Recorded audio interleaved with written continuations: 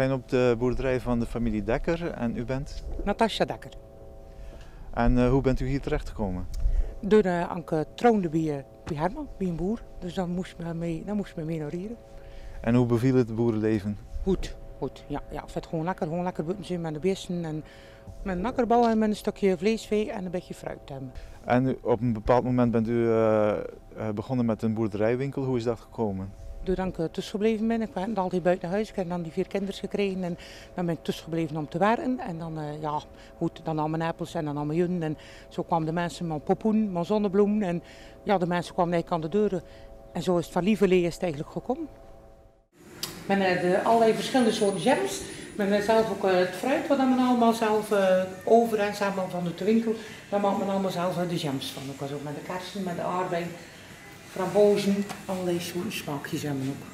Straks beginnen ook weer de kweeperen en zo, dus ook een beetje nou dat soort fruit en zo. Dan maken we dan ook de gelei van en zo, dus ook lekker bij wild, bij fazant of bij haas.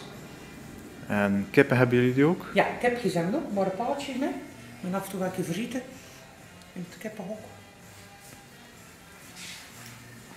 Dan hebben we hier de fruitsappen. Ja, dit zijn de sausen, dus eigenlijk voor over een ijsje en zo. Dat zijn de dessertsausen. Dat is ook van het fruit en zo, dat koopt men dan in bij een beetje suiker. En dan kunnen we dat lekker voor over de pap hier, voor over een ijsje. Ja. En dan hebben we deze, dat is ook een hele leuke, dat is de schenkstroop, is dat, de appelschenkstroop. Dat is van de appelsap, die we eerst persen van onze eigen appels. Persen we de sappen dan ook al zo. En dan kopen we deze en dan bij een beetje suiker en dan hebben we appelschenkstroop. Oké. En dat doen we ook zo bij de peren en zo. Die persen we ook altijd en dan hebben we dat sap over. En dan kopen we ook in tot appel-perenschenkstroop. Ja. Het is ook leuk zo voor samen. Dan heb je 2 verschillende soorten schenkstropen. En dan allerlei soorten streekberen en dan zo deze. Dit zijn dan de sappen die dan normaal gaan. Nou, de appel, frambozensap. De basis is allemaal appel. Het is 90% appel, omdat we zelf dan de booghaard hebben ook al zo. En dan mengen we dat aan bij het fruit wat we erin willen doen. Met frambozen en aardbeien hebben en zwarte bessen, rode bessen.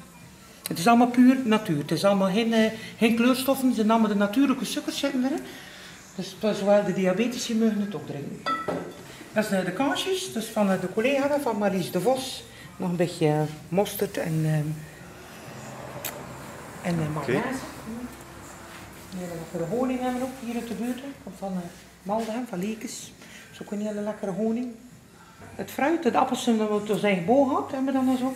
Aardbeien namen we ook een beetje van ons eigen. De rest allemaal tekort en dan moet men dan ook echt wel inkopen.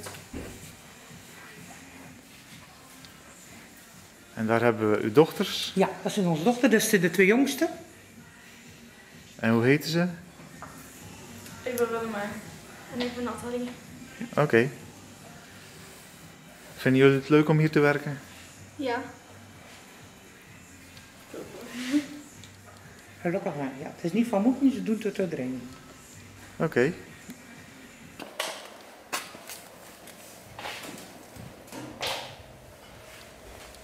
Dus hier worden de sappen gemaakt? Ja. De tomaten zijn net gewassen en zo, dus die gaan strakjes de pers in. De pers gaat dan open, we doen de klep open, we doen het fruit of de groente doen we erin. De klep gaat weer dicht, die gaat onder druk en dan vangen we hem op in deze bak. De roestvrijstalen bak, vangen we het op. Dan schept men het eruit bij de hand en dan gaat het zo door het pasteuriseerapparaat in de fles. Oké. En wat is pasteuriseren? Dat is dan ongeveer een beetje koken, zeg maar, op een bepaalde temperatuur moet dat komen en dan om het zeker binnen 2 jaar houdbaar. Okay. Doen we dat niet, dan is het binnen 3 dagen, moet je zeggen dat binnen 3 dagen de fles op is. Dus door te pasteuriseren maak je eigenlijk de bacteriën dood? Ja.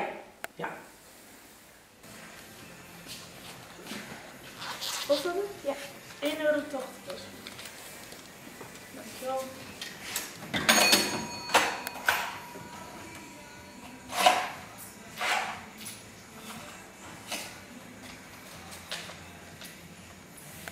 Twee, 4, 5 en 6. Ja, dankjewel.